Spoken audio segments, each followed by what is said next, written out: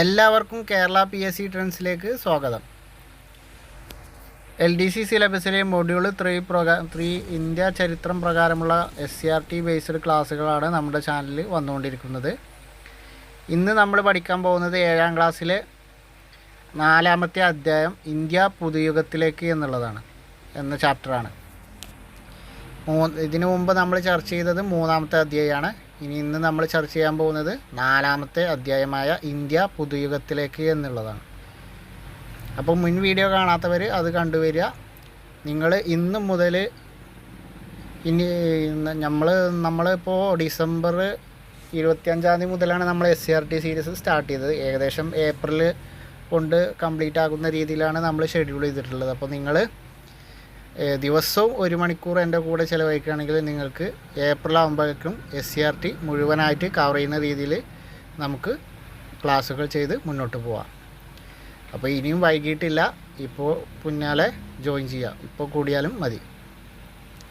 അപ്പോൾ ഞാൻ എന്നും പറയുന്ന പോലെ തന്നെ എൻ്റെ വീഡിയോ ഇഷ്ടപ്പെട്ടാൽ നിങ്ങൾ ചാനലൊന്ന് സബ്സ്ക്രൈബ് ചെയ്യുക, വീഡിയോക്ക് ലൈക്ക് അടിക്കുക. മറ്റുള്ളവർക്ക് ഉപകാരപ്പെടുമെന്ന് നിങ്ങൾക്ക് ബോധ്യപ്പെട്ടാൽ മാത്രം മറ്റുള്ളവരിലേക്ക് ഷെയർ ചെയ്ത് എത്തിക്കുക. അപ്പോൾ നമ്മൾ വീഡിയോയിലേക്ക് നേരെ പോവാം. ഇന്ത്യ പുതുയുഗത്തിലേക്ക്. ഇവിടെ വില്യം ഫോസ്റ്ററിൻ്റെ 1583 മുതൽ 1619 കാലഘട്ടത്തിൽ ജീവിച്ചിരുന്ന ഏർലി ട്രാവൽസ് ഇന്ത്യ എന്നുള്ള ഒരു പുസ്തകത്തിലൂടെ വില്യം ഫോസ്റ്റർ പറഞ്ഞ കുറച്ച് കാര്യങ്ങളാണ് ഇതിലൂടെ നമ്മളെ ഫസ്റ്റ് തന്നെ കാണിക്കുന്നത്.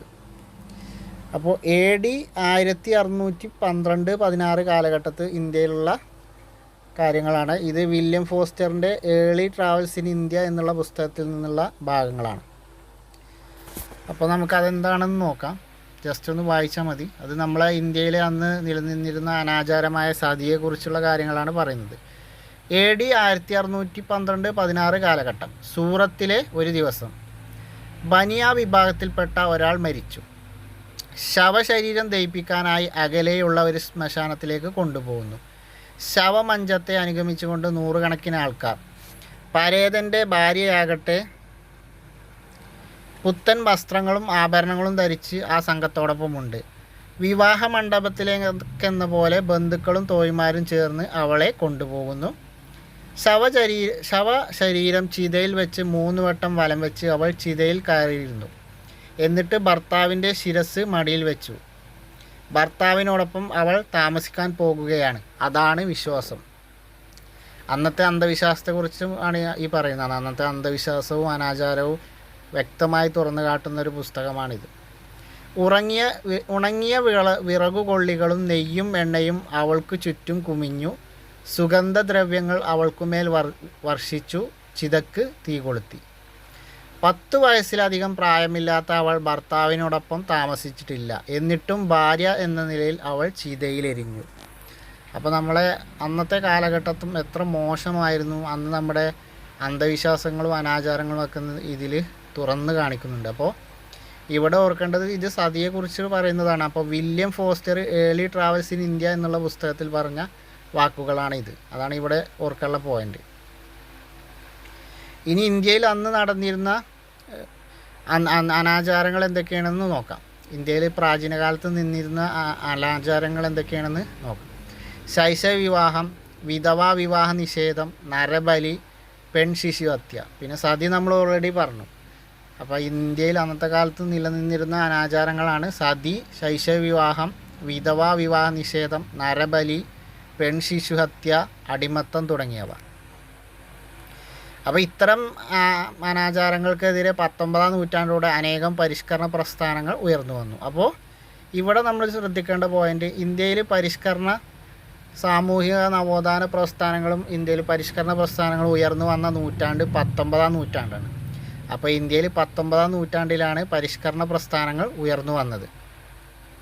യുക്തിചിന്തയും ഇംഗ്ലീഷ് വിദ്യാഭ്യാസവും ഉളവാക്കിയ സാമൂഹ്യ ബോധമാണ് ഇതിന് പ്രേരകമായത്. അപ്പോൾ 19ാം നൂറ്റാണ്ടോടെയാണ് ഇന്ത്യയിൽ പരിഷ്കരണ പ്രസ്ഥാനങ്ങൾ ഉയർന്നു വന്നത് എന്ന് പറഞ്ഞു.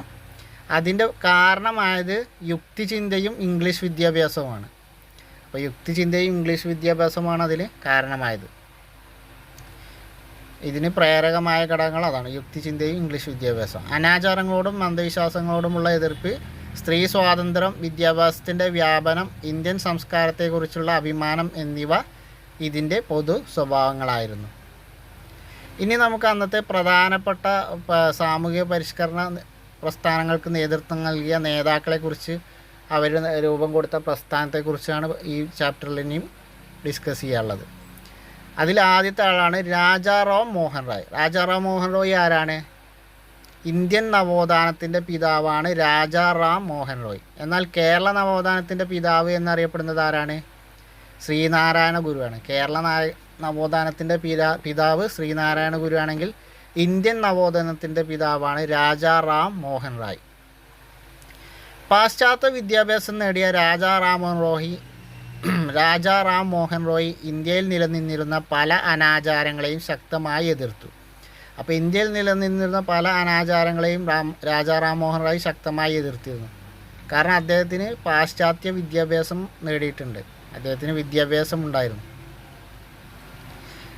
സതി, ശൈശവ വിവാഹം എന്നീ അനാചാരങ്ങൾക്കെതിരെ ശബ്ദമുയർത്തി. അപ്പോൾ സതി, ശൈശവ വിവാഹം എന്നീ അനാചാരങ്ങൾക്കെതിരെ ശബ്ദമുയർത്തിയത് രാജാറാം മോഹൻ റായ് ആയിരുന്നു. ബ്രിട്ടീഷ് ഗവർണർ ജനറൽ ആയിരുന്ന വില്യം ബെൻറ്റിക് പ്രഭുവാണ് സതി നിരോധിച്ചത്. ഇതിന് പ്രധാന കാരണം രാജാറാം മോഹൻ റോയിയുടെ പ്രവർത്തനങ്ങളാണ്. അപ്പോൾ സതി നിരോധിച്ചത് ആരാന്ന് വെച്ചാൽ വില്യം ബെൻറ്റിക്കാണ്. William Bentinck പ്രഭുവാണ്.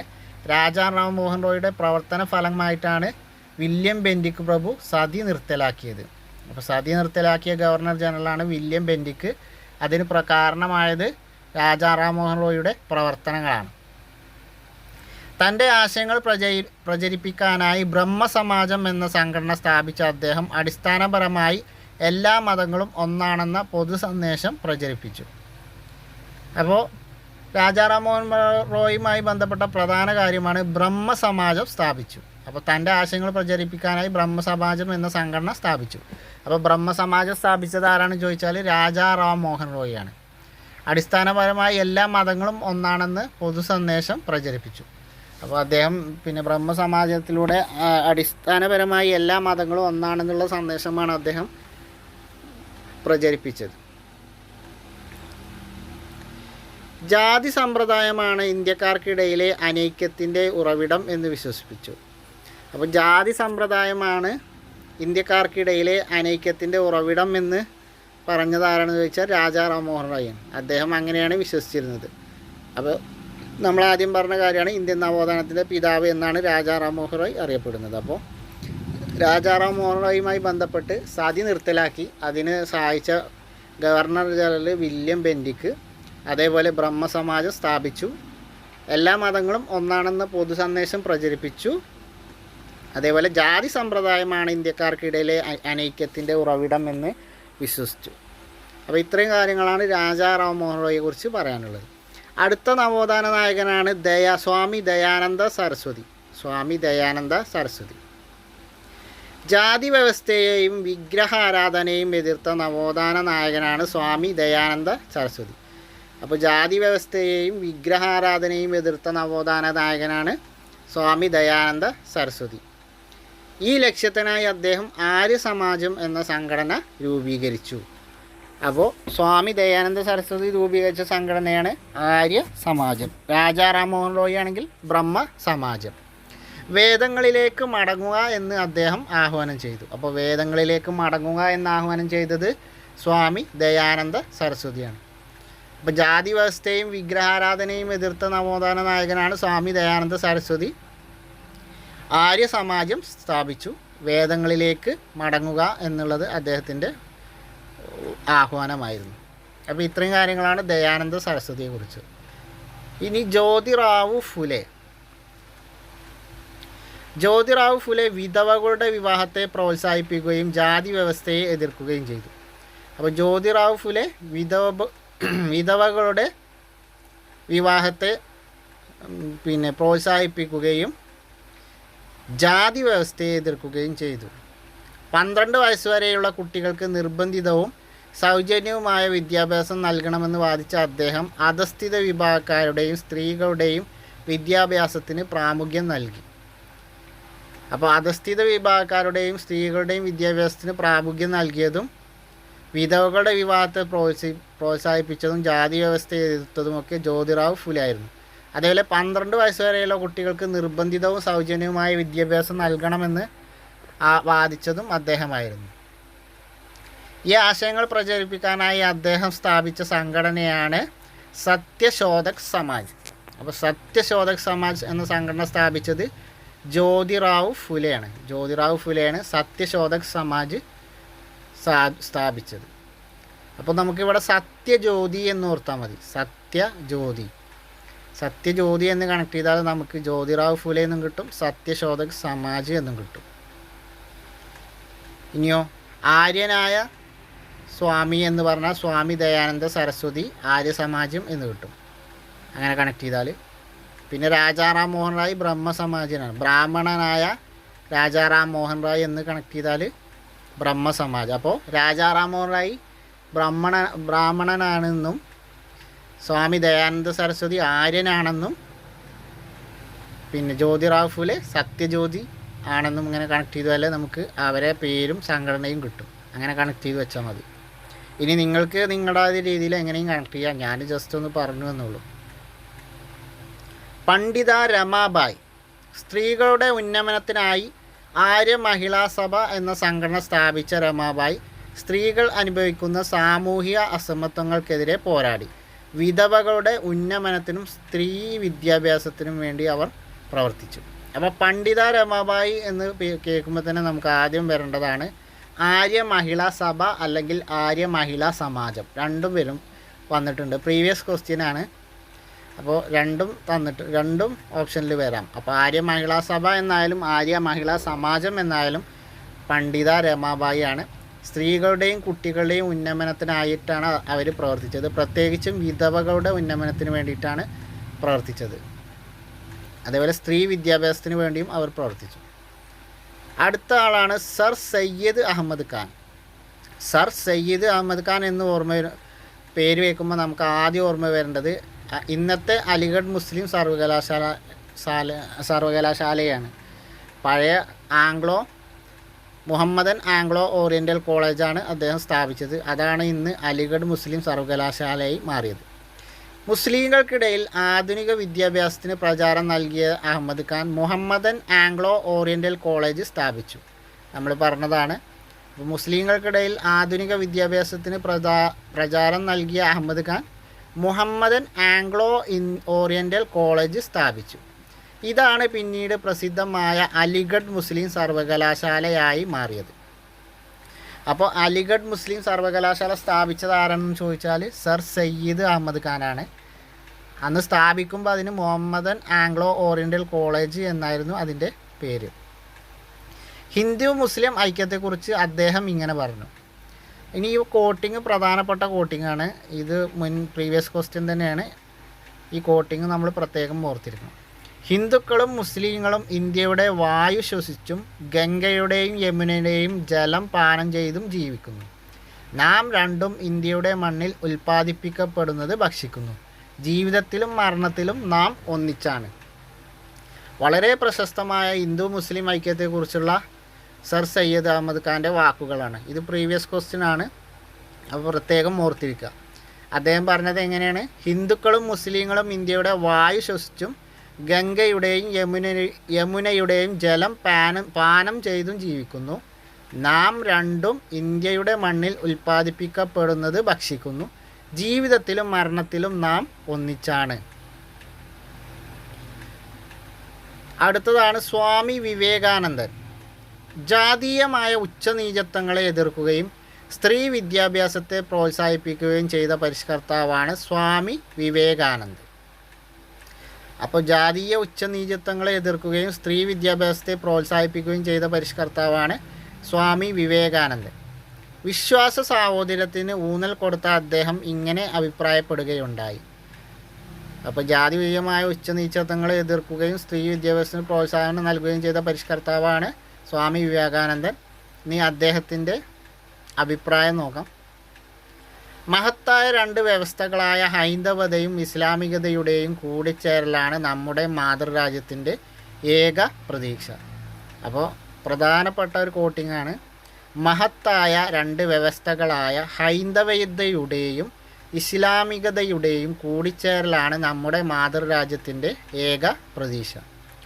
ശ്രീരാമ പരമഹംസൻ ആയിരുന്നു സ്വാമി വിവേകാനന്ദൻ്റെ ഗുരു. അപ്പോൾ സ്വാമി വിവേകാനന്ദൻ്റെ ഗുരു ആരാണെന്ന് ചോദിച്ചാൽ ശ്രീരാമകൃഷ്ണ പരമഹംസൻ. സ്വാമി വിവേകാനന്ദൻ്റെ ഗുരു ശ്രീരാമകൃഷ്ണ പരമഹംസൻ. ഗുരുവിൻ്റെ ആശയങ്ങൾ പ്രചരിപ്പിക്കുന്നതിനായി വിവേകാനന്ദൻ സ്ഥാപിച്ച സംഘടനയാണ് രാമകൃഷ്ണ മിഷൻ. രാമകൃഷ്ണ മിഷൻ. അപ്പോൾ നമ്മൾ ശ്രീരാമകൃഷ്ണ പരമഹംസൻ ആയിരുന്നു സ്വാമി വിവേകാനന്ദൻ്റെ ഗുരു എന്ന് പറഞ്ഞു. അപ്പോൾ അദ്ദേഹത്തിൻ്റെ പേരിൽ തന്നെ രാമകൃഷ്ണ മിഷൻ എന്ന സംഘടന സ്ഥാപിച്ചത് സ്വാമി വിവേകാനന്ദനാണ്. അത് ഗുരുവിൻ്റെ ആശയങ്ങൾ പ്രചരിപ്പിക്കുന്നതിന് വേണ്ടി. ഈ സംഘടനയുടെ ആഭിമുഖ്യത്തിൽ രാജ്യത്തുടനീളം ധാരാളം വിദ്യാലയങ്ങൾ സ്ഥാപിച്ചു. ഇന്ത്യക്കാരിൽ ദേശീയബോധവും ആത്മാഭിമാനവും ഉണർത്തുന്നതിൽ വിവേകാനന്ദൻ്റെ പ്രവർത്തനങ്ങൾ പ്രധാന പങ്കുവഹിച്ചു. അപ്പോൾ രാമകൃഷ്ണ മിഷൻ്റെ നേതൃത്വത്തിൽ ഇന്ത്യയിൽ ധാരാളം വിദ്യാഭ്യാസ സ്ഥാപനങ്ങൾ സ്ഥാപിക്കുകയുണ്ടായി. അപ്പോൾ സ്വാമി വിവേകാനന്ദനുമായി ബന്ധപ്പെട്ടത് ജാതീയമായ ഉച്ചനീചത്വങ്ങളെ എതിർത്തു, സ്ത്രീ വിദ്യാഭ്യാസത്തെ പ്രോത്സാഹിപ്പിച്ചു. അതേപോലെ ശ്രീരാമകൃഷ്ണ പരമഹംസൻ്റെ ശിഷ്യനായിരുന്നു അപ്പോൾ സ്വാമി വിവേകാനന്ദൻ്റെ ഗുരു ശ്രീരാമകൃഷ്ണ പരമഹംസൻ. അതേപോലെ രാമകൃഷ്ണ മിഷൻ. അതേപോലെ പിന്നെ അദ്ദേഹത്തിൻ്റെ പ്രശസ്തമായ വാക്ക് മഹത്തായ രണ്ട് വ്യവസ്ഥകളായ ഹൈന്ദവതയുടെയും ഇസ്ലാമികതയുടെയും കൂടിച്ചേരലാണ് നമ്മുടെ മാതൃരാജ്യത്തിൻ്റെ ഏക പ്രതീക്ഷ. അപ്പോൾ ഇത്രയാണ് സ്വാമി വിവേകാനന്ദനെ കുറിച്ച് പറയാനുള്ളത്. ഇനി ഇവിടെ പട്ടിക പൂർത്തിയാക്കാൻ തന്നിട്ടുണ്ട്. നവോത്ഥാന നായകർ പ്രസ്ഥാനം പ്രധാന പ്രവർത്തനങ്ങൾ. ഇത് നിങ്ങൾ സ്വയം ഒരു പട്ടിക തയ്യാറാക്കി നിങ്ങൾക്ക് എഴുതാം. ഇതെന്തായാലും നിങ്ങൾ നോട്ട് ചെയ്തപ്പോൾ ഇതുപോലെ പട്ടിക വരച്ചിട്ട് ഈ കോളം ഫില്ല് ചെയ്ത് എഴുതി വെക്കണം. അത് മറന്നു പോകരുത്, നിർബന്ധമാണ്. ഇനി മാറുന്ന ജനത, ഇവരുടെയൊക്കെ പ്രവർത്തനമായിട്ട് ജനത മാറിയാലോ. അപ്പോൾ ജാതിക്കും മതത്തിനും അതീതമായി മാനവികതയിൽ ഊന്നിക്കൊണ്ടുള്ള വിശ്വാസ സ്വാതന്ത്ര്യത്തിൻ്റെ കാഴ്ചപ്പാട് ഇന്ത്യക്കാരിൽ വളർത്തിയെടുക്കാൻ സാമൂഹിക പരിഷ്കർത്താക്കൾക്ക് കഴിഞ്ഞു. എല്ലാ പരിഷ്കർത്താക്കളും വിദ്യാഭ്യാസത്തിൻ്റെ പ്രാധാന്യം ഊന്നിപ്പറഞ്ഞു. അവർ പുതിയ വിദ്യാലയങ്ങൾ സ്ഥാപിച്ചു. ഇത് ഇന്ത്യയിൽ വിദ്യാഭ്യാസ പുരോഗതിക്ക് കാരണമായി. അപ്പോൾ എന്താ പറയുക, വിദ്യാഭ്യാസത്തിൻ്റെ കുറവുകൊണ്ടാണ് നമ്മുടെ സമൂഹം അപരിഷ്കൃതമായത് എന്നാണ് ഇവരൊക്കെ എല്ലാവരും വാദിച്ചതിൻ്റെ ഒരു ഏകത്തുക ഇതാണ്. അപ്പോൾ അതിൻ്റെ ഫലമായി അവർ വിദ്യാഭ്യാസത്തിന് വാദിച്ച് വിദ്യാഭ്യാസ സ്ഥാപനങ്ങൾ തുറന്നു. അതിൻ്റെ ഫലമായി ഇന്ത്യയിൽ ഒരുപാട് വിദ്യാലയങ്ങൾ അവർ സ്ഥാപിച്ചതുകൊണ്ട് ഇന്ത്യക്ക് ഒരുപാട് വിദ്യാഭ്യാസപരമായ പുരോഗതി ഉണ്ടായി. ഇത് സ്വന്തം രാജ്യത്തെക്കുറിച്ചുള്ള അഭിമാനബോധവും ആത്മവിശ്വാസവും ഇന്ത്യക്കാരിൽ വളർത്തി. അങ്ങനെ വിദ്യാഭ്യാസം ഉണ്ടായപ്പോൾ സ്വന്തം രാജ്യത്തെക്കുറിച്ചുള്ള അഭിമാനബോധവും ആത്മവിശ്വാസവും ഇന്ത്യക്കാരിൽ വളർത്തി. ഈ വിദ്യാഭ്യാസത്തിൻ്റെ അനന്തരഫലം തന്നെയാണ് ദേശീയബോധം. ദേശീയബോധം വളരുന്നു. നാം ഇതുവരെ ചർച്ച ചെയ്ത സാമൂഹിക പരിഷ്കരണ പ്രസ്ഥാനങ്ങളുടെയും അവയുടെ നായകന്മാരുടെയും പ്രവർത്തനങ്ങൾ ഇന്ത്യക്കാരിൽ പുതിയ അവബോധം സൃഷ്ടിച്ചു. അപ്പോൾ ദേശീയബോധം ഉണർന്നു വരുന്ന സാഹചര്യത്തിൽ രാഷ്ട്രീയ സാമ്പത്തിക സാഹചര്യങ്ങളെക്കുറിച്ച് നമുക്കൊന്ന് നോക്കാം. അപ്പോൾ ഇവരുടെ സാമൂഹിക പരിഷ്കരണ പ്രസ്ഥാനങ്ങളുടെ പ്രവർത്തന ഫലമായി ദേശീയബോധം വളർന്നു വന്നൊരു സാഹചര്യം ഉണ്ടായി. അപ്പോൾ ആ സാഹചര്യം എന്തൊക്കെയാണെന്നുള്ളത് നമുക്ക് നോക്കാം. ബുള്ളറ്റ് ഇട്ട പോയിൻ്റാണ്. അപ്പോൾ സ്റ്റേറ്റ്മെൻറ്റ് ടൈപ്പ് ക്വസ്റ്റ്യൻസ് വരാൻ സാധ്യതയുള്ളൊരു ഏരിയയാണ്. അപ്പോൾ പ്രത്യേകം നോട്ട് ചെയ്യുക. ബ്രിട്ടീഷുകാർ നാട്ടുരാജ്യങ്ങളെ കീഴ്പ്പെടുത്തി ഒറ്റ ഭരണത്തിന് കീഴിലാക്കി രാഷ്ട്രീയമായി ഇന്ത്യയെ ഏകീകരിച്ചു. ബ്രിട്ടീഷുകാർ ചെയ്ത ഒരു ഉപകാരം എന്താ വെച്ചാൽ നാട്ടുരാജ്യങ്ങളെ മുഴുവൻ കീഴ്പ്പെടുത്തി ഒറ്റ ഭരണത്തിന് കീഴിലാക്കി ഇന്ത്യയെ രാഷ്ട്രീയപരമായി ഏകീകരിച്ചു. ബ്രിട്ടീഷ് ഗവൺമെൻറ്റിൻ്റെ സാമ്പത്തിക ചൂഷണം ഇന്ത്യക്കാരിൽ പൊതുവെ ബ്രിട്ടീഷ് വിരുദ്ധ മനോഭാവം വളർത്തി. ബ്രിട്ടീഷുകാരുടെ ഗവൺമെൻറ്റിൻ്റെ സാമ്പത്തിക ചൂഷണം ഇന്ത്യക്കാരിൽ പൊതുവെ ബ്രിട്ടീഷ് വിരുദ്ധ മനോഭാവം വളർത്തി. ഇംഗ്ലീഷ് വിദ്യാഭ്യാസത്തിൻ്റെ വ്യാപനവും ഗതാഗത വാർത്താവിനിമയ സൗകര്യങ്ങളുടെ വളർച്ചയും വിവിധ ജനവിഭാഗങ്ങളെ ഒരുമിപ്പിച്ചു. ഇംഗ്ലീഷ് വിദ്യാഭ്യാസത്തിൻ്റെ വ്യാപനവും ഗതാഗത വാർത്താവിനിമയ സൗകര്യങ്ങളുടെ വളർച്ചയും വിവിധ ജനവിഭാഗങ്ങളെ ഒരുമിപ്പിച്ചു. ഒന്നാം സ്വാതന്ത്ര്യ സമരത്തെ അടിച്ചമർത്തുവാൻ ബ്രിട്ടീഷുകാർ സ്വീകരിച്ച മാർഗം ഇന്ത്യയിലെ ജനങ്ങളെ ഒന്നിപ്പിക്കുവാനും ഒരു രാജ്യത്തിൽ ഉൾപ്പെട്ടവരാണെന്നുള്ള ബോധം ഉണ്ടാക്കുവാനും സഹായിച്ചു. അപ്പോൾ ഒന്നാം സ്വാതന്ത്ര്യ സമരത്തെ ബ്രിട്ടീഷുകാർ അടിച്ചമർത്തിയത് തങ്ങളൊക്കെ ഇന്ത്യയിലെ ജനങ്ങളാണെന്നും തങ്ങളൊരു രാജ്യത്തിൻ്റെ ഭാഗമാണെന്നും ഒരു സ്വയം തോന്നലുണ്ടാക്കാൻ കാരണമായി. ഇന്ത്യക്കാരെല്ലാം ഒരൊറ്റ ജനതയാണെന്ന ബോധം ഉളവാക്കാൻ മേൽപ്പറഞ്ഞ ഘടകങ്ങളെല്ലാം സഹായമായി. ഇനി ജവഹർലാൽ നെഹ്റുവിൻ്റെ പ്രശസ്തമായൊരു വാക്കുകളാണ് അദ്ദേഹത്തിൻ്റെ പുസ്തകമായ ഡിസ്കവറി ഓഫ് ഇന്ത്യ അഥവാ ഇന്ത്യയെ കണ്ടെത്തൽ എന്ന പുസ്തകത്തിലെ വരികളാണ്. ഇന്ത്യയിലെ പർവ്വതങ്ങളും നദികളും വനങ്ങളും നമുക്ക് ഭക്ഷണം തരുന്ന വിശാലമായ വയലുകളും എല്ലാം നമുക്ക് പ്രിയപ്പെട്ടവ തന്നെ. പക്ഷേ എല്ലാറ്റിലും ഏറെയായി ഗണിക്കേണ്ടത് ഇന്ത്യയിലെ ജനതയെയാണ്. അവരെയും എന്നെയും പോലുള്ള ആളുകൾ, അവരാകട്ടെ ഈ പരന്ന നാട്ടിൽ മുഴുവൻ വ്യാപിച്ചു കിടക്കുകയും ചെയ്യുന്നു. സാരമായി നോക്കിയാൽ ഈ കോടിക്കണക്കിന് ജനമാണ് ഭാരതമാതാവ്. അവരുടെ ജയം എന്ന് വെച്ചാൽ ഈ ജനത്തിൻ്റെ ജയം എന്നാണ് അർത്ഥം. നിങ്ങൾ ഭാരതമാതാവിൻ്റെ അംശങ്ങളാണ്. ഒരു വിധത്തിൽ നിങ്ങൾ തന്നെയാണ് ഭാരതമാതാവ് എന്ന് ഞാൻ അവരോട് പറയും. ഈ ആശയം പതുക്കെ അവരുടെ തലച്ചോറിൽ കിനിഞ്ഞു ചെന്നെത്തുമ്പോൾ ഒരു വമ്പിച്ച കണ്ടുപിടുത്തം സാധിച്ച പോലത്തെ അവരുടെ കണ്ണുകൾ പ്രകാശിക്കും. അപ്പോൾ ജവഹർലാൽ നെഹ്റുവിൻ്റെ ഡിസ്കവറി ഓഫ് ഇന്ത്യ എന്ന പുസ്തകത്തിലെ ഒരു കോട്ടിംഗ് ആണ്. ഇതിൻ്റെ ഉൾഭാഗത്തു നിന്ന് ചിലപ്പോൾ ഏതെങ്കിലുമൊക്കെ ഒരു വരി എടുത്തിട്ട് ആരുടെ വാക്കുകൾ അല്ലെങ്കിൽ ആരുടെ വരികൾ എന്നൊക്കെ ചോദിക്കാൻ സാധ്യതയുണ്ട്, അല്ലെങ്കിൽ എവിടെ നിന്ന് എടുത്തതാണെന്നൊക്കെ. ഇപ്പോൾ ഇങ്ങനെ ചോദിക്കാം: നിങ്ങൾ ഈ ഭാരതമാതാവിൻ്റെ അംശങ്ങളാണ്. ഒരു വിധത്തിൽ നിങ്ങൾ തന്നെയാണ് ഭാരതമാതാവ്. ഇത്രയും മാത്രം എടുത്ത് ചോദിച്ചാൽ അപ്പോൾ നമുക്ക് മനസ്സിലാക്കാൻ കഴിയണം. അപ്പോൾ ഈ വരികളൊന്ന് റിപ്പീറ്റഡായി ആവർത്തിച്ചൊന്ന് വായിച്ച് മനസ്സിലാക്കുക. വരികൾക്ക് ഇടയിൽ നിന്നാണ് പല ചോദ്യങ്ങളും വരുന്നത്. അപ്പോൾ വരികളൊന്നും മിസ്സാക്കരുത്. ദേശീയ ബോധം വളർന്നതോടെ ബ്രിട്ടീഷ് ഭരണത്തിൽ നിന്ന് മോചനം നേടാനുള്ള ഇന്ത്യക്കാരുടെ പ്രവർത്തനങ്ങൾക്ക് ആക്കം കൂടി. ഇത് സ്വാതന്ത്ര്യത്തിനു വേണ്ടിയുള്ള പ്രസ്ഥാനങ്ങളുടെ പ്രസക്തി വർദ്ധിപ്പിച്ചു. ഇനി ഇവിടെ ഒരു കോണുണ്ട്: ദേശീയതയുടെ വളർച്ചയെ സഹായിച്ച സാഹിത്യകാരന്മാർ ആരൊക്കെയാണെന്നാണ്. അപ്പോൾ ഇന്ത്യയിലെ ദേശീയതയുടെ വളർച്ചയെ സഹായിച്ച സാഹിത്യകാരന്മാർ ആരൊക്കെയാണ്? ബങ്കിം ചന്ദ്ര ചാറ്റർജി, രവീന്ദ്രനാഥ ടാഗോർ, മുഹമ്മദ് ഇക്ബാൽ, ലക്ഷ്മിനാഥ് ബറുവ, അൽത്താഫ് ഹുസൈൻ. ബങ്കിം ചന്ദ്ര ചാറ്റർജി, രവീന്ദ്രനാഥ ടാഗോർ, മുഹമ്മദ് ഇക്ബാൽ, ലക്ഷ്മിനാഥ് ബറുവ, അൽത്താഫ് ഹുസൈൻ എന്നീ കവികളാണ് ദേശീയതയുടെ വളർച്ചയെ സഹായിച്ച സാഹിത്യകാരന്മാർ. ഇവരുടെ സാഹിത്യരചനകളുടെ ഇന്ത്യക്കാരുടെ ദേശീയ ബോധം ഉണർത്തുന്നതിൽ നിർണായക പങ്ക് വഹിച്ച ആളുകളാണ്. ഇനി സംഘടനകളുടെ രൂപീകരണം. ഇന്ത്യക്കാർക്കിടയിലുണ്ടായിരുന്ന ഉണർവിൻ്റെ ഫലമായി പല ഭാഗങ്ങളിലും പ്രാദേശിക സംഘടനകൾ രൂപം കൊണ്ടു. മദ്രാസ് നേറ്റീവ് അസോസിയേഷൻ, പൂനെ സാർവജനിക് സഭ, ഇന്ത്യൻ അസോസിയേഷൻ തുടങ്ങിയവ അവയിൽ ചിലതാണ്. ഇത് പ്രീവിയസ് ക്വസ്റ്റ്യൻ ആണ്. ഇപ്പോൾ കഴിഞ്ഞ ലാസ്റ്റ് ഖാദി ബോർഡ് LDC പ്രിലിംസിൻ്റെ അവസാനഘട്ട പരീക്ഷയിൽ ചോദിച്ചതാണ്. ഇന്ത്യക്കാർക്കിടയിലുണ്ടായ ഉണർവിൻ്റെ ഫലമായി ഇന്ത്യയിൽ രൂപം കൊണ്ട പ്രാദേശിക സംഘടനകൾ ഏതൊക്കെയാണെന്ന് ചോദിച്ചിരുന്നത്. അപ്പോൾ മദ്രാസ് നേറ്റീവ് അസോസിയേഷൻ, പൂനെ സാർവജനിക് സഭ, ഇന്ത്യൻ അസോസിയേഷൻ. അതിൻ്റെ ഉത്തരം ഓപ്ഷൻ ഡി ഇവയെല്ലാം എന്നായിരുന്നു. ഈ 3 സംഘടനകളും തന്നിട്ടുണ്ട്.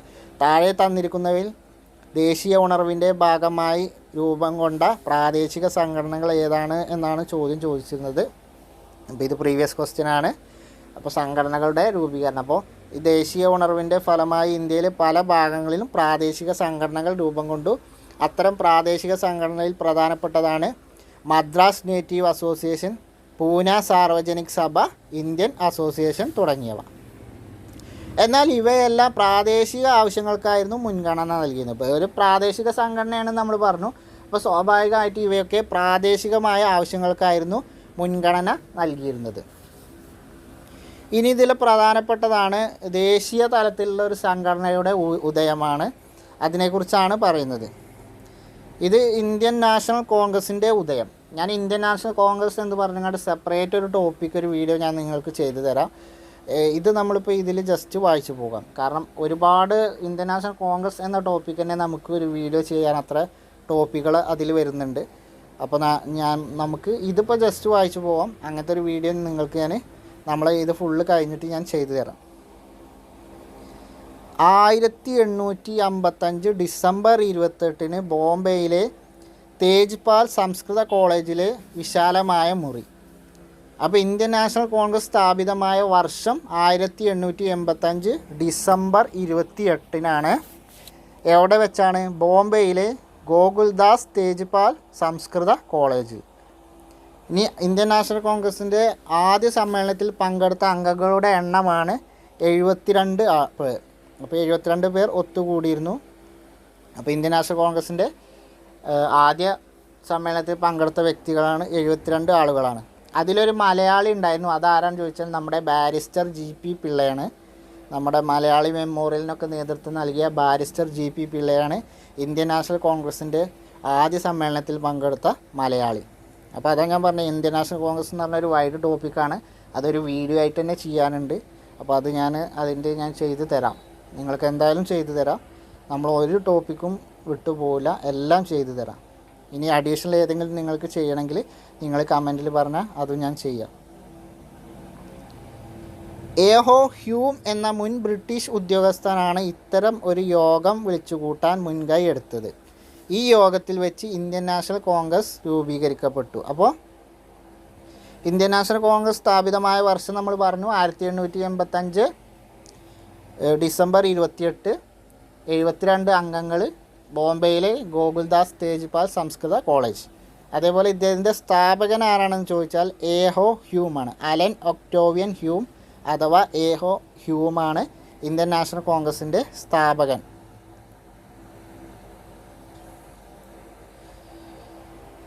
അതിനിത് വളരെ പ്രധാനപ്പെട്ട ഒരു പോയിൻ്റാണ്. ഇത് പ്രീവിയസ് ക്വസ്റ്റ്യനാണ്. ഇന്ത്യയിലെ ഭരണ സംവിധാനം കുറേ കൂടി പരിഷ്കൃതമാകണമെന്നും നമ്മെയും ഭരണത്തിൽ പങ്കാളികളാക്കണമെന്നും നാം ആഗ്രഹിക്കുന്നു. ഇന്ത്യയിലെ ഭരണ സംവിധാനം കുറേ കൂടി പരിഷ്കൃതമാകണമെന്നും നമ്മെയും ഭരണത്തിൽ പങ്കാളികളാക്കണമെന്നും നാം ആഗ്രഹിക്കുന്നു. ഇത് WC ബാനർജിയുടെ വാക്കുകളാണ്. ഇന്ത്യൻ നാഷണൽ കോൺഗ്രസിൻ്റെ ആദ്യത്തെ പ്രസിഡൻ്റാണ് WC ബാനർജി. അദ്ദേഹം ആ രൂപീകരണ സമ്മേളനത്തിൽ പ്രസംഗിച്ച വാക്കുകളാണ് ഇത്. അപ്പോൾ ഇന്ത്യൻ നാഷണൽ കോൺഗ്രസിൻ്റെ ആദ്യത്തെ പ്രസിഡൻ്റാണ് WC ബാനർജി. അപ്പോൾ അദ്ദേഹത്തിൻ്റെ കോൺഗ്രസിൻ്റെ രൂപീകരണ സമ്മേളനത്തിൽ അദ്ദേഹം പ്രസംഗിച്ച വാക്കുകളാണ്: ഇന്ത്യയിലെ ഭരണ സംവിധാനം കുറേ കൂടി പരിഷ്കൃതമാകണമെന്നും നമ്മെയും ഭരണത്തിൽ പങ്കാളികളാക്കണമെന്നും നാം ആഗ്രഹിക്കുന്നു. ഇനി ആദ്യ സമ്മേളനത്തിൽ പങ്കെടുത്തവരുടെ ഫോട്ടോ കൊടുത്തിട്ടുണ്ട്.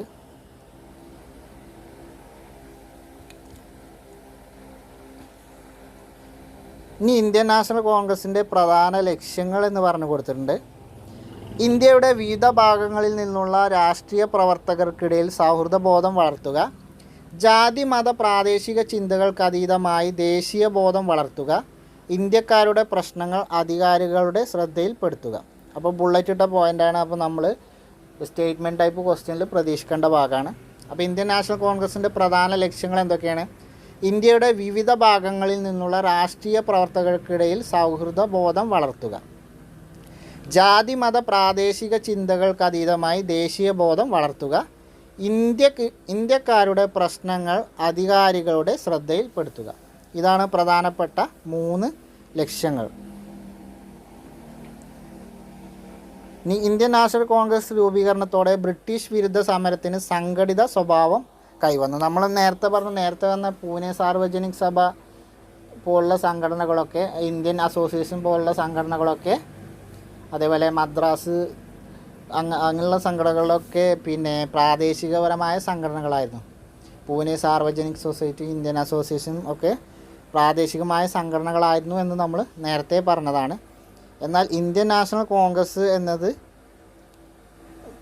ഒരു അഖിലേന്ത്യാ സംഘടനയായിരുന്നു. അപ്പോൾ ഇന്ത്യൻ നാഷണൽ കോൺഗ്രസിൻ്റെ രൂപീകരണം ബ്രിട്ടീഷ് വിരുദ്ധ സമരത്തിന് സംഘടിത സ്വഭാവം കൈവന്നു. ഇന്ത്യൻ നാഷണൽ കോൺഗ്രസിൻ്റെ രൂപീകരണം ബ്രിട്ടീഷ് വിരുദ്ധ സമരത്തിന് സംഘടിത സ്വഭാവം കൈവരാൻ കാരണമായി. കാരണം ഇതൊരു അഖിലേന്ത്യാ തലത്തിലുള്ള ഒരു സംഘടനയായതുകൊണ്ടാണ് സംഘടിത സ്വഭാവം കൈവരാൻ കാരണമായത്. ബ്രിട്ടീഷ് ആധിപത്യത്തിനെതിരെ നടന്ന സംഘടിത പ്രക്ഷോഭങ്ങളെ ദേശീയ പ്രസ്ഥാനം എന്ന് വിളിക്കാം. അപ്പോൾ ബ്രിട്ടീഷ് ആധിപത്യത്തിനെതിരെ നടന്ന സംഘടിത പ്രക്ഷോഭങ്ങളെയാണ് ദേശീയ പ്രസ്ഥാനം എന്ന് വിളിക്കുന്നത്. അപ്പോൾ സമര രീതിയുടെ അടിസ്ഥാനത്തിൽ ദേശീയ പ്രസ്ഥാനത്തെ 3 ഘട്ടങ്ങളായിട്ട് തരംതിരിക്കാം. സമരത്തിൻ്റെ രീതിയുടെ അടിസ്ഥാനത്തിൽ ദേശീയ പ്രസ്ഥാനങ്ങളെ 3 ഘട്ടങ്ങളായിട്ട് തരംതിരിക്കാം. മിതദേശീയതയുടെ കാലഘട്ടം, തീവ്രദേശീയതയുടെ കാലഘട്ടം, ഗാന്ധിയൻ കാലഘട്ടം. അപ്പോൾ മിതദേശീയതയുടെ കാലഘട്ടം, തീവ്രദേശീയതയുടെ കാലഘട്ടം, ഗാന്ധിയൻ കാലഘട്ടം എന്നിങ്ങനെ സമരരീതിയുടെ അടിസ്ഥാനത്തിൽ ദേശീയ പ്രസ്ഥാനത്തെ 3 ഘട്ടങ്ങളായിട്ട് തരംതിരിക്കാം. 1805 മുതൽ 1885 മുതൽ, അതായത് രൂപീകരണം മുതൽ 1905 വരെയുള്ള കാലഘട്ടം മിതവാദ ദേശീയതയുടേതായിരുന്നു. ഇംഗ്ലീഷ് വിദ്യാഭ്യാസം ലഭിച്ചവരായിരുന്നു ആദ്യകാല നേതാക്കൾ. അപ്പോൾ 1885 മുതൽ 1905 വരെ മിതവാദ ദേശീയതയുടെ കാലഘട്ടമായിരുന്നു. ഇംഗ്ലീഷ് വിദ്യാഭ്യാസം ലഭിച്ച നേതാക്കളായിരുന്നു ആ കാലഘട്ടത്തിൽ ഉണ്ടായിരുന്നത്. അവരിൽ പ്രമുഖരായിരുന്നു ദാദാഭായ് നവറോജി, ഗോപാലകൃഷ്ണ ഗോഖലെ, ബദറുദ്ദീൻ തിയാബ്ജി, ഫിറോസ് ഷാ മേത്ത തുടങ്ങിയവർ. അപ്പോൾ മിതവാദ കാലഘട്ടത്തിലെ നേതാക്കന്മാർ, ഇതും ചിലപ്പോൾ നമുക്ക് കോളം തിരിച്ചാനോ മിതവാദ ജോഡി തിരഞ്ഞെടുക്കാനോ അങ്ങനെയൊക്കെ വരാം. അപ്പോൾ മിതവാദ ദേശീയതയുടെ കാലഘട്ടത്തിൽ ഉള്ള പ്രധാന നേതാക്കന്മാർ ആരൊക്കെയാണ്? ഗോപാലകൃഷ്ണ ഗോഖലെ, ദാദാഭായ് നവറോജിയെ ഇന്ത്യയുടെ വന്ധ്യവയോധികൻ എന്നറിയപ്പെടുന്നത് ദാദാഭായ് നവറോജിയാണ്. ഇന്ത്യൻ നാഷണൽ കോൺഗ്രസിന് ആ പേര് നിർദ്ദേശിച്ചത് ദാദാഭായ് നവറോജിയാണ്. അത് അഡീഷണലായി ഓർത്തിരിക്കുക. പിന്നെ ഗോപാലകൃഷ്ണ ഗോഖലെ, ബദറുദ്ദീൻ തിയാബ്ജി, ഫിറോസ് ഷാ മേത്ത. ദാദാഭായ് നവറോജി, ഗോപാലകൃഷ്ണ ഗോഖലെ, ബദറുദ്ദീൻ തിയാബ്ജി, ഫിറോസ് ഷാ മേത്ത എന്നിവരായിരുന്നു മിതവാദ ദേശീയതയുടെ കാലത്ത് നേതാക്കൾ. പരാതികളിലൂടെയും പ്രമേയങ്ങളുടെയും പ്രതിഷേധങ്ങളുടെയും പൊതു ആവശ്യങ്ങൾ ബ്രിട്ടീഷ് സർക്കാരിൻ്റെ ശ്രദ്ധയിൽപ്പെടുത്താനാണ് അവർ ശ്രമിച്ചത്. പക്ഷേ ഈ ആവശ്യങ്ങൾ ബ്രിട്ടീഷ് അധികാരികൾ വേണ്ട വിധത്തിൽ പരിഗണിച്ചില്ല. അപ്പോൾ പരാതികളിലൂടെയും പ്രമേയങ്ങളിലൂടെയും അതുപോലെ ചെറിയ ചെറിയ പ്രതിഷേധങ്ങളുടെയും പൊതു ആവശ്യങ്ങൾ ബ്രിട്ടീഷ് സർക്കാരിൻ്റെ ശ്രദ്ധയിൽപ്പെടുത്താനാണ് ഇവർ ഈ മിതവാദ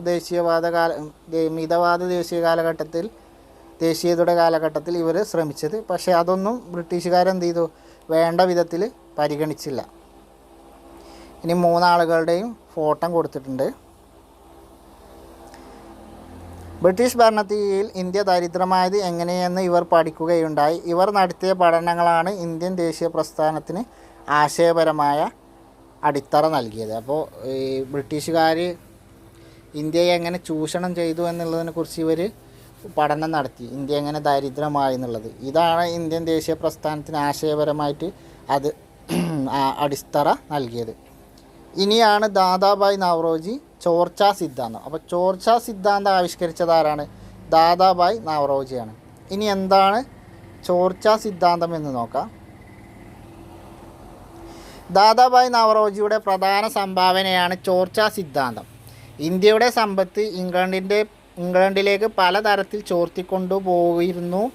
ശമ്പളമായും സമ്മാനമായും നികുതിയായുമായിരുന്നു ഈ സാമ്പത്തിക ചോർച്ച. ഇന്ത്യയുടെ ദാരിദ്ര്യത്തിനുള്ള കാരണം ഈ ചോർച്ചയാണെന്ന് ദാദാഭായ് നവറോജി സമർത്ഥിച്ചു.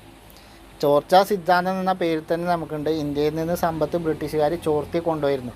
ആ ചോർത്തി കൊണ്ടുപോയത് എന്തൊക്കെയായിട്ടാണ്? ശമ്പളമായി, സമ്മാനമായി, അതുപോലെ നികുതിയായിട്ട് ആണ് അവർ ചോർത്തി കൊണ്ടുപോയത്. ഈ ചോർച്ചയാണ് ഇന്ത്യയുടെ ദാരിദ്ര്യത്തിന് കാരണമെന്ന് ദാദാഭായ് നവറോജി സമർത്ഥിച്ചു. അതുകൊണ്ടാണ് ഇതിനെ ചോർച്ചാ സിദ്ധാന്തം എന്ന് പറയുന്നത്. അപ്പോൾ ചോർച്ചാ സിദ്ധാന്തം ദാദാഭായ് നവറോജി. ബ്രിട്ടീഷുകാർ ഇന്ത്യയിലെ സമ്പത്ത് ചോർത്തി കൊണ്ടുപോവുകയായിരുന്നു. ആ ചോർത്തി കൊണ്ടുപോയത് ഏതൊക്കെ വിധത്തിലാണ്? ശമ്പളമായിട്ട്, സമ്മാനമായിട്ട്, നികുതിയായിട്ട്. അപ്പോൾ ഇതാണ് ചോർച്ചാ സിദ്ധാന്തം. ഇനി പ്രധാനപ്പെട്ട ഒരു കാരണമാണ് ബംഗാൾ വിഭജനം. ഈ ബംഗാൾ വിഭജനത്തിന് ശേഷമാണ് ദേശീയ പ്രസ്ഥാനം തീവ്ര ദേശീയതയിലേക്ക് കടന്നത്. ബംഗാൾ കേന്ദ്രമാക്കിയായിരുന്നു ഇംഗ്ലീഷുകാർ ഇന്ത്യയിൽ ഭരണം നടത്തിയിരുന്നത്.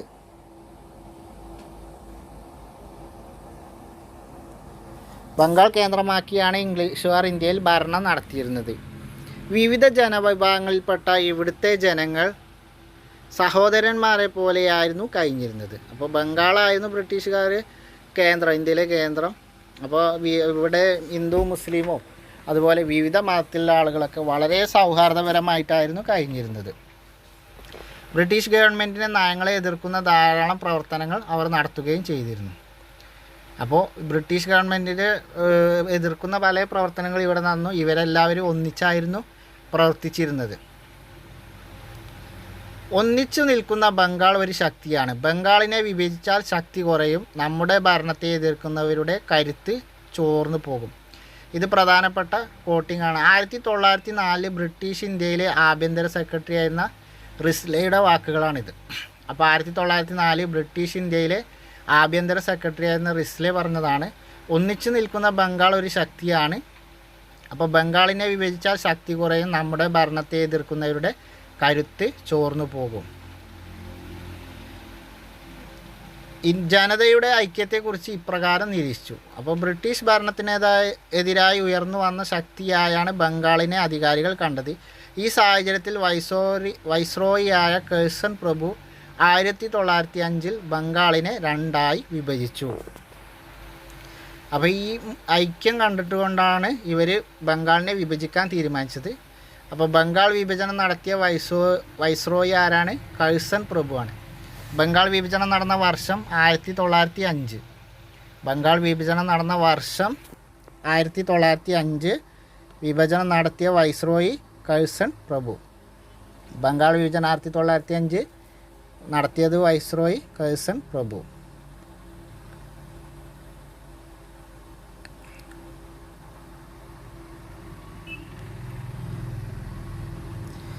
ഇനി ബംഗാൾ വിഭജനത്തെക്കുറിച്ച് രവീന്ദ്രനാഥ ടാഗോറിൻ്റെ പ്രശസ്തമായൊരു വാക്കുകളാണ്. പശ്ചിമ ബംഗാളും പൂർവ്വ ബംഗാളും ഒരു ഹൃദയത്തിൻ്റെ രണ്ട് അറകളാണ്. ഗംഗയും ബ്രഹ്മപുത്രയും ആശ്ലേഷിക്കുന്നതും ഫലഭൂയിഷ്ടമാക്കുന്നതുമായ രണ്ട് അറകളാണിത്. ഈ അറകളിൽ നിന്നുത്ഭവിക്കുന്ന ചുടുരക്തമാണ് ബംഗാളികളുടെ സിരകളിലൂടെ ഒഴുകുന്നത്. പശ്ചിമ ബംഗാളും പൂർവ്വ ബംഗാളും ഒരു ഹൃദയത്തിൻ്റെ രണ്ട് അറകളാണ്. ഗംഗയും ബ്രഹ്മപുത്രയും ആശ്ലേഷിക്കുന്നതും ഫലഭൂയിഷ്ടമാക്കുന്നതുമായ രണ്ട് അറകളാണിത്. ഈ അറകളിൽ നിന്നുത്ഭവിക്കുന്ന ചുടുരക്തമാണ് ബംഗാളികളുടെ സിരകളിലൂടെ ഒഴുകുന്നത്. അപ്പോൾ ബംഗാൾ വിഭജനത്തിൽ പ്രതിഷേധിച്ചുകൊണ്ട് രവീന്ദ്രനാഥ് ടാഗോർ പറഞ്ഞ വാക്കുകളാണ് ഇത്. ദേശീയ പത്രങ്ങളും കവികളും സാമൂഹ്യ പ്രവർത്തകരും ബംഗാൾ വിഭജനത്തെ എതിർത്തു. മഹാകവി രവീന്ദ്രനാഥ ടാഗോർ ബംഗാൾ വിഭജനത്തിനെതിരായ ദേശീയ നിലപാട് ഇങ്ങനെ വ്യക്തമാക്കിയപ്പോൾ അദ്ദേഹം പറഞ്ഞ വാക്കുകളാണ് ഇത്. പ്രീവിയസ് ക്വസ്റ്റ്യൻ ആണ്. അപ്പോൾ ഇത് ഒന്ന് ഓർത്തിരിക്കുക. ഇനി ബംഗാൾ വിഭജനത്തിന് എതിരെയുള്ള സമരങ്ങളെക്കുറിച്ചാണ് ഇനി പറയുന്നത്.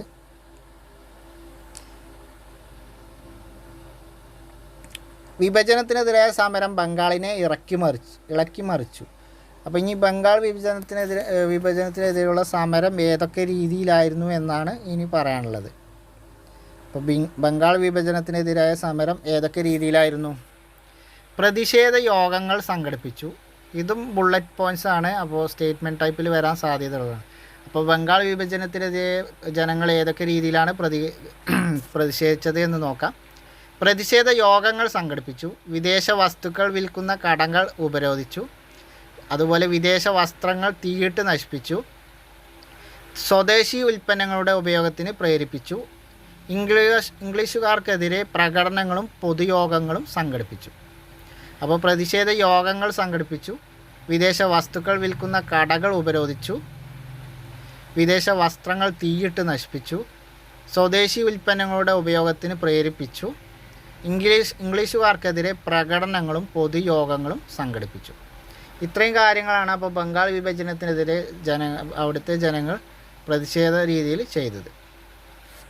ഇനി ഇതിൽ പ്രധാനപ്പെട്ടൊരു കാരണമാണ് പഞ്ചസാരക്കും വിലക്ക് എന്നുള്ള ഈ കോളം. സ്വദേശി ഉൽപ്പന്നങ്ങൾ ഉപയോഗിക്കുക, വിദേശ ഉൽപ്പന്നങ്ങൾ ബഹിഷ്കരിക്കുക എന്നത് ബംഗാൾ വിഭജന വിരുദ്ധ സമരത്തിൻ്റെ പ്രധാന മുദ്രാവാക്യമായിരുന്നു. അപ്പോൾ സ്വദേശി ഉൽപ്പന്നങ്ങൾ ഉപയോഗിക്കുക, വിദേശ ഉൽപ്പന്നങ്ങൾ ബഹിഷ്കരിക്കുക എന്നത് ഏതിൻ്റെ മുദ്രാവാക്യമായിരുന്നു? ബംഗാൾ വിഭജന വിരുദ്ധ പ്രതിഷേധത്തിൻ്റെ മുദ്രാവാക്യമായിരുന്നു.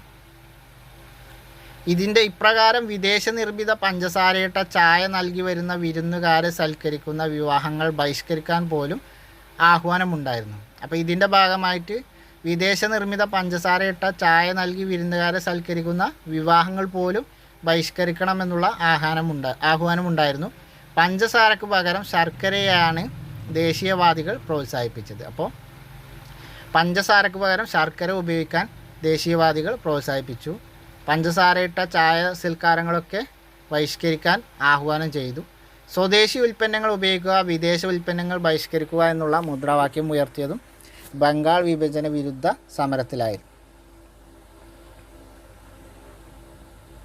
ഈ സമരത്തിൻ്റെ തീക്ഷ്ണത മനസ്സിലാക്കിയ ഗവൺമെൻറ് ബംഗാൾ വിഭജന തീരുമാനം പിൻവലിക്കേണ്ടി വന്നു. ഇനി സ്വാതന്ത്ര്യം എൻ്റെ ജന്മാവകാശം. ബംഗാൾ വിഭജനവും തുടർന്നുണ്ടായ സമരങ്ങളും ദേശീയ പ്രസ്ഥാനത്തെ പുതിയൊരു ഘട്ടത്തിലേക്ക് നയിച്ചു. ഈ കാലഘട്ടം തീവ്ര ദേശീയതയുടെ കാലഘട്ടം എന്നറിയപ്പെടുന്നു. ഞാൻ പറഞ്ഞു ബംഗാൾ വിഭജനമായിരുന്നു തീവ്ര ദേശീയതയുടെ കാലഘട്ടത്തിലേക്ക് നയിച്ചത്. ബാലഗംഗാധര തിലക്, വിപിൻ ചന്ദ്രപാൽ, ലാലാ ലജ്പത് റായ് എന്നിവരായിരുന്നു ഇതിലെ പ്രധാന നേതാക്കൾ. അപ്പോൾ ലാൽപാൽ ബാൽ എന്നറിയപ്പെടുന്ന കൂട്ടുകെട്ടായിരുന്നു ബാലഗംഗാധര തിലക്, വിപിൻ ചന്ദ്രപാൽ, ലാലാ ലജ്പത് റായ്. ഇവരായിരുന്നു തീവ്രവാദ ദേശീയഘട്ടത്തിൽ പ്രധാന നേതാക്കൾ. ലാലാ ലജ്പത് റായുടെ പ്രത്യേകത എന്താ? സൈമൺ കമ്മീഷനെതിരെ പ്രതിഷേധിച്ചുകൊണ്ട് ലാത്തി ചാർജിൽ പോലീസ് മർദ്ദനമേറ്റ് മരിച്ച ദേശീയ നേതാവാണ് ലാലാ ലജ്പത് റായ്. സൈമൺ കമ്മീഷനെതിരെ ഇന്ത്യയിൽ പ്രതിഷേധം ഉണ്ടായപ്പോൾ അതിൽ ലാത്തി ചാർജിൽ പരിക്കുപറ്റി മരണപ്പെട്ട ദേശീയ നേതാവാണ്, സ്വാതന്ത്ര്യ സമര നായകനാണ് ലാലാ ലജ്പത് റായ്. അതേപോലെ ലാൽ പാൽ ബാൽ കൂട്ടുകെട്ട് എന്നറിയപ്പെടുന്നത് ബാലഗംഗാധര തിലക്, വിപിൻ ചന്ദ്രപാൽ, ലാലാ ലജ്പത് റായ് എന്നിവരെയായിരുന്നു. അപ്പം തീവ്ര ദേശീയതയുടെ കാലഘട്ടത്തിലെ നേതാക്കൾ ഇവരായിരുന്നു. ഇനി അവരുടെ ലാൽപാൽ ബാലിൻ്റെ ഒരു ഫോട്ടോ കൊടുത്തിട്ടുണ്ട്. 3 പേര് ഒരുമിച്ച് ഇരിക്കുന്ന ഫോട്ടോ കൊടുത്തിട്ടുണ്ട്. ഫോട്ടോ കണ്ടില്ലേ?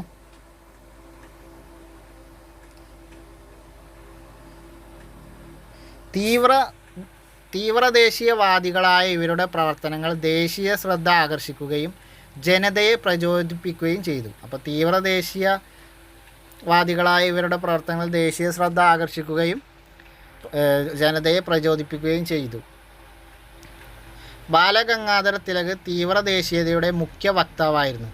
ലോകമാന്യ എന്ന് ജനങ്ങൾ അദ്ദേഹത്തെ ആദരവോടെ വിളിച്ചു. അപ്പോൾ ലോകമാന്യ എന്നറിയപ്പെടുന്ന നേതാവ് ബാലഗംഗാധര തിലകാണ്. തീവ്ര ദേശീയതയുടെ മുഖ്യ വക്താവായിരുന്നു ബാലഗംഗാധര തിലക്. ഇപ്പോൾ ലോകമാന്യ എന്ന് ജനങ്ങൾ അദ്ദേഹത്തെ ആദരവോടെ വിളിച്ചു. പിന്നെ അദ്ദേഹം ആരംഭിച്ച 2 പത്രങ്ങളാണ് മറാത്തയും കേസരിയും. അപ്പോൾ മറാത്ത, കേസരി, ബാലഗംഗാധര തിലക് എന്ന് ഓർത്ത് വെച്ചാൽ മതി. ലോകമാന്യ, മറാത്ത, കേസരി, ബാലഗംഗാധര തിലക്. ഇപ്പോൾ ലോകമാന്യ എന്ന് അദ്ദേഹത്തെ വിളിച്ചു, ആദരവോടെ ജനങ്ങൾ വിളിച്ചു. മറാത്ത, കേസരി എന്നീ 2 പത്രങ്ങൾ ആരംഭിച്ചു. തീവ്ര ദേശീയയുടെ വക്താവായിരുന്നു ബാലഗംഗാധര തിലക്. സ്വാതന്ത്ര്യം എൻ്റെ ജന്മാവകാശമാണ്, ഞാനത് നേടുക തന്നെ ചെയ്യും. ഇങ്ങനെ പ്രഖ്യാപിച്ചതാരാണ്? ബാലഗംഗാധര തിലകാണ്. സ്വാതന്ത്ര്യം എൻ്റെ ജന്മാവകാശമാണ്, ഞാനത് നേടുക തന്നെ ചെയ്യും എന്ന് പ്രസിദ്ധമായ പ്രഖ്യാപനം നടത്തിയതാരാണ്? ബാലഗംഗാധര തിലകാണ്. അപ്പോൾ ബാലഗംഗാധര തിലകിനെ കുറിച്ച് ഓർക്കേണ്ട പോയിന്റുകൾ എന്തൊക്കെയാണ്? ലോകമാന്യ എന്ന് ആദരവോടെ വിളിച്ചു.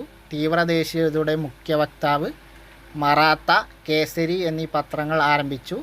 സ്വാതന്ത്ര്യം എൻ്റെ ജന്മാവകാശമാണ്, ഞാനത് നേടുക തന്നെ ചെയ്യുമെന്ന് പ്രഖ്യാപിച്ചു. അപ്പോൾ ഇത്രയും കാര്യങ്ങളാണ് ബാലഗംഗാധര തിലകിനെ കുറിച്ച് നമുക്ക് അതിൽ പഠിക്കാനുള്ളത്. ഇനി ഇവിടെ ഒരു പട്ടിക തന്നിട്ടുണ്ട്, മിതവാദി നേതാക്കന്മാരും തീവ്ര ദേശീയ നേതാക്കന്മാരും തരംതിരിക്കാൻ വേണ്ടിയിട്ട്. അപ്പം മിതവാദി നേതാക്കന്മാർ ആരൊക്കെയാണെന്ന് നമ്മൾ പറഞ്ഞല്ലോ. ഗോപാലകൃഷ്ണ ഗോഖലെ, ബദറുദ്ദീൻ തിയാബ്ജി, ദാദാഭായ് നവറോജി. എന്നാൽ തീവ്ര ദേശീയ നേതാക്കൾ ആരൊക്കെയായിരുന്നു? ലാൽപാൽ പാൽ എന്നറിയപ്പെടുന്ന ബാലഗംഗാധര തിലക്, വിപിൻ ചന്ദ്രപാൽ, ലാലാ ലജ്പത് റായ്. അപ്പം ഇങ്ങനെ കോളമാക്കാനാണ്. അപ്പം നിങ്ങൾ നോട്ടിൽ ഇതുപോലെ ഒരു കോളം വരച്ചിട്ട് ഇങ്ങനെ എഴുതുകയാണെങ്കിൽ നിങ്ങൾക്ക് പിന്നീട് റിവിഷൻ ചെയ്യുമ്പോൾ പെട്ടെന്ന് ക്യാച്ച് ചെയ്യാൻ പറ്റും. ശരിക്കും നിങ്ങൾക്ക് നോട്ട് എഴുതുമ്പോൾ കുറച്ചൊരു കളർഫുള്ളായിട്ട് ഒക്കെ ഇങ്ങനെ എഴുതുകയാണെങ്കിൽ ഒന്നും കൂടി പിന്നെ നിങ്ങൾക്ക് ക്യാച്ച് ചെയ്യാൻ പറ്റും പിന്നീട് നിങ്ങൾ റിവിഷൻ ചെയ്യുമ്പോൾ. അല്ലെങ്കിൽ ഒരു ഹൈലൈറ്റർ ഉപയോഗിച്ചുകൊണ്ട് ഹൈലൈറ്റ് ചെയ്താലും മതി. പക്ഷേ ഹൈലൈറ്റർ ഉപയോഗിച്ച് ഹൈലൈറ്റ് ചെയ്യുമ്പോൾ എല്ലാതും ഒരുപോലെ ഹൈലൈറ്റ് ചെയ്യരുത്. 2 കളർ ഹൈലൈറ്റർ മേടിച്ചാൽ മതി. എന്നിട്ട് ഒരു ഇത് വരുന്ന പോയിൻ്റ് ഒരു കളർ കൊണ്ടും അടുത്ത പോയിൻ്റ് അടുത്ത കളർ കൊണ്ടും ഹൈലൈറ്റ് ചെയ്യുക. അല്ലെങ്കിൽ എല്ലാം ഒരേ ഹൈലൈറ്റ് ചെയ്ത് ഒരേ കളർ കൊണ്ട് ഹൈലൈറ്റ് ചെയ്താൽ നമുക്ക് വാങ്ങിക്കുമ്പോൾ പിന്നീട് റിവിഷൻ ചെയ്യാൻ വായിക്കുമ്പോൾ അതൊരു എന്താ പോലെ നമുക്കൊരു റിവിഷൻ ചെയ്യാൻ തോന്നില്ല, അങ്ങനെയാവും. അപ്പോൾ നമ്മളെപ്പോഴും അട്രാക്റ്റീവായിട്ട് എഴുതി വെക്കണം നോട്ട്സ് എഴുതുമ്പോൾ. പോയിൻ്റ് ആക്കി കുറച്ച് ഗ്യാപ്പ് ഇട്ട് അങ്ങനെയൊക്കെ എഴുതി കഴിഞ്ഞാൽ നിങ്ങൾക്ക് റിവിഷൻ ചെയ്യുമ്പോൾ അത് കാണുമ്പോൾ തന്നെ ഒരു കണ്ണിനൊരു കുളിർമയായിരിക്കും, റിവിഷൻ ചെയ്യാനും സുഖമായിരിക്കും. അല്ലെങ്കിൽ നിങ്ങൾക്ക് ആ റിവിഷൻ ചെയ്യുമ്പോൾ അത് കണ്ടാൽ തന്നെ റിവിഷൻ ചെയ്യാൻ തോന്നില്ല. അടുത്തതാണ് ബംഗാൾ വിഭജന സമയത്ത് ബംഗാൾ വിഭജന വിരുദ്ധ സമയത്ത് രൂപം കൊണ്ട പ്രസ്ഥാനമാണ് മുസ്ലിം ലീഗ്. അപ്പോൾ അതിനെക്കുറിച്ചാണ് ഇനി അടുത്ത പോയിൻ്റ്. സർവേന്ത്യ മുസ്ലിം ലീഗ്. ബംഗാൾ വിഭജന വിരുദ്ധ സമര കാലഘട്ടത്തിലാണ് ഇന്ത്യയിൽ സർവേന്ത്യ മുസ്ലിം ലീഗ് രൂപം കൊണ്ടത്. 1906 ധാക്കയിൽ വെച്ച് ആഗാ ഖാനും നവാബ് സലീമുള്ള ഖാനും ചേർന്നാണ് ഈ സംഘടന രൂപീകരിച്ചത്. അപ്പോൾ സർവേന്ത്യ മുസ്ലിം ലീഗ് സ്ഥാപകരാരൊക്കെയാണ്? ആഗാ ഖാൻ അല്ലെങ്കിൽ സലീമുള്ള ഖാൻ. ആഗാ ഖാൻ, നവാബ്, സലീമുള്ള ഖാൻ എന്നിവരാണ് സർവേന്ത്യ മുസ്ലിം ലീഗ് സ്ഥാപകർ. രൂപീകൃതമായ വർഷം 1906 നമ്മൾ പറഞ്ഞു ബംഗാൾ വിഭജനം 1905 അപ്പോൾ 1906 കാലഘട്ടത്തിലാണ് സർവേന്ത്യ മുസ്ലിം ലീഗ് രൂപീകൃതമായത്. ധാക്കയിൽ വെച്ചാണ്. ആഗാ ഖാൻ, നവാബ്, സലീമുള്ള. ഇതാണ് മുസ്ലിം ലീഗുമായി ബന്ധപ്പെട്ട ഓർത്തിരിക്കാനുള്ള പോയിൻ്റ്.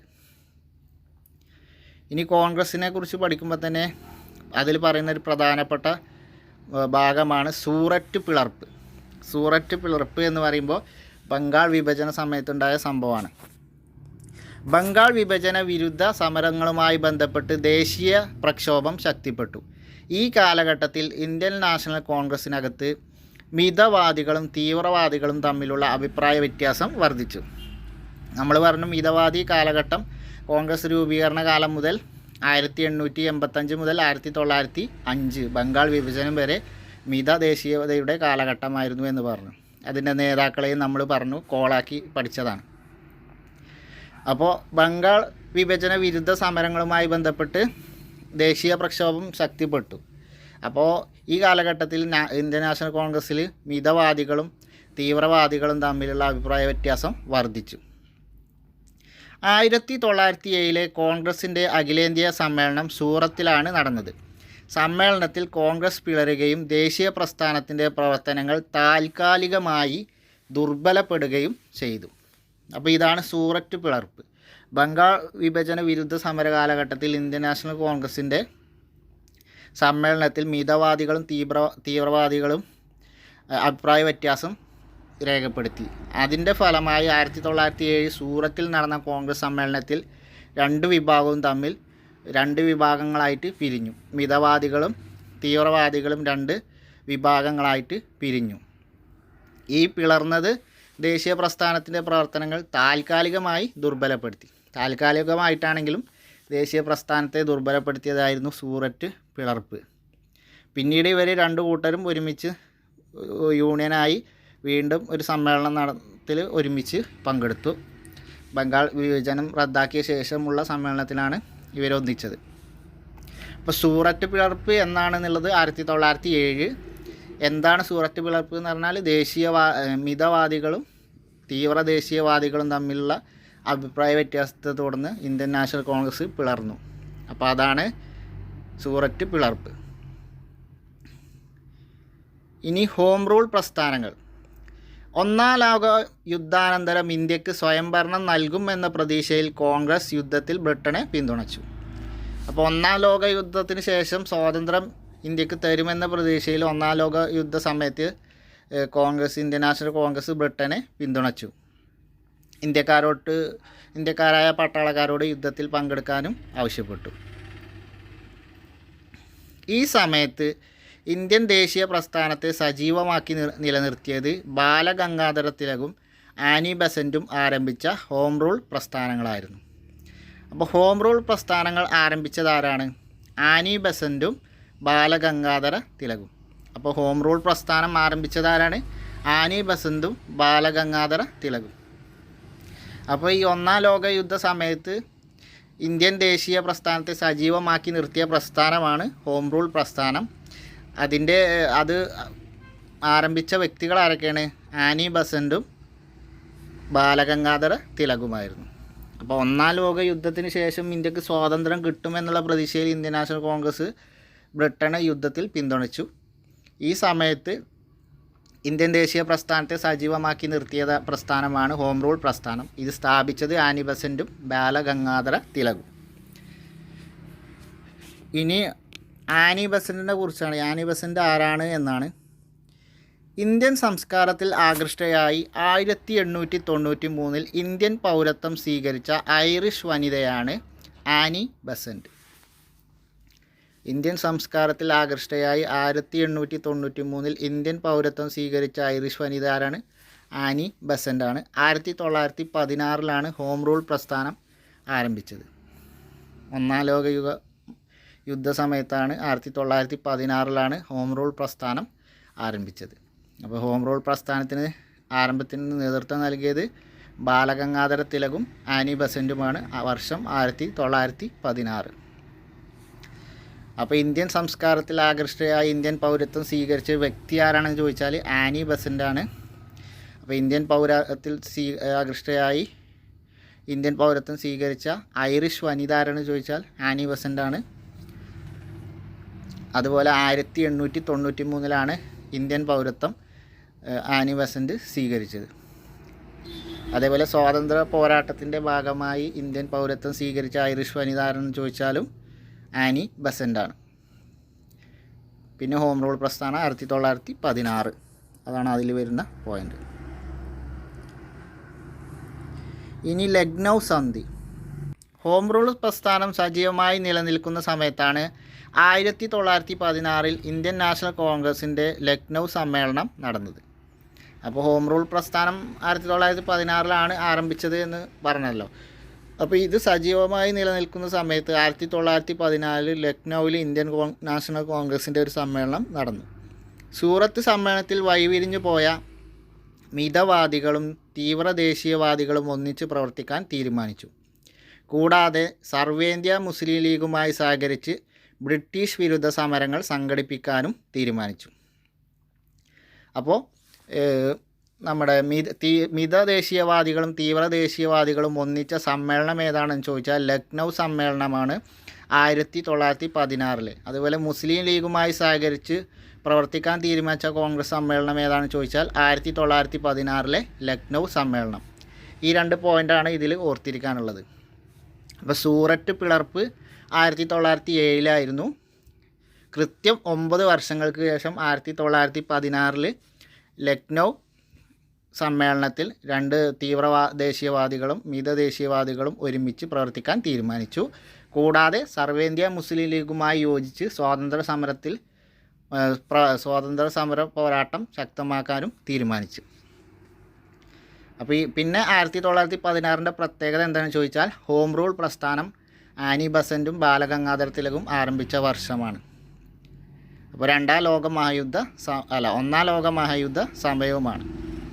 അപ്പോൾ ഇത്രയും കാര്യങ്ങളാണ് 1916 കുറിച്ച് ഓർക്കാനുള്ളത്. അപ്പോൾ ലക്നൗ സന്ധി പ്രധാനപ്പെട്ടതാണ്, പ്രീവിയസ് ക്വസ്റ്റ്യനാണ്. സൂററ്റ് പിളർപ്പും ലക്നൗ സന്ധിയും വളരെ പ്രധാനപ്പെട്ട, ലക്നൗ സമ്മേളനവും സൂററ്റ് പിളർപ്പും വളരെ പ്രധാനപ്പെട്ടതാണ്. ഇതിൽ സർവേന്ത്യ മുസ്ലിം ലീഗുമായി സഹകരിച്ച് ബ്രിട്ടീഷ് വിരുദ്ധ സമരങ്ങൾ സംഘടിപ്പിക്കാൻ തീരുമാനിച്ച കോൺഗ്രസ് സമ്മേളനം ലക്നൗ സന്ധിയാണ്. അപ്പോൾ ലക്നൗ എന്ന് പറയുമ്പോൾ പേരിൽ തന്നെ ഒരു ലക്ക് ഉണ്ടായല്ലോ. അപ്പോൾ എന്തായിരുന്നു ലക്ക്? തീവ്ര ദേശീയവാദികളും മിതദേശീയവാദികളും പിളർന്നു പോയിരുന്നു, അവർ ഒന്നിച്ചു, അതായിരുന്നു അതിൻ്റെ ലക്ക്. പിന്നെ മറ്റൊരു ലക്ക് എന്തായിരുന്നു? മുസ്ലിം ലീഗുമായി ഒന്നിച്ചു പോകാനും തീരുമാനിച്ചു. അപ്പോൾ എല്ലാ വിധത്തിലും ഒന്നിക്കാൻ തീരുമാനിച്ചത് ലക്കാണ് ലക്നൗ സന്ധി. അപ്പോൾ 1916.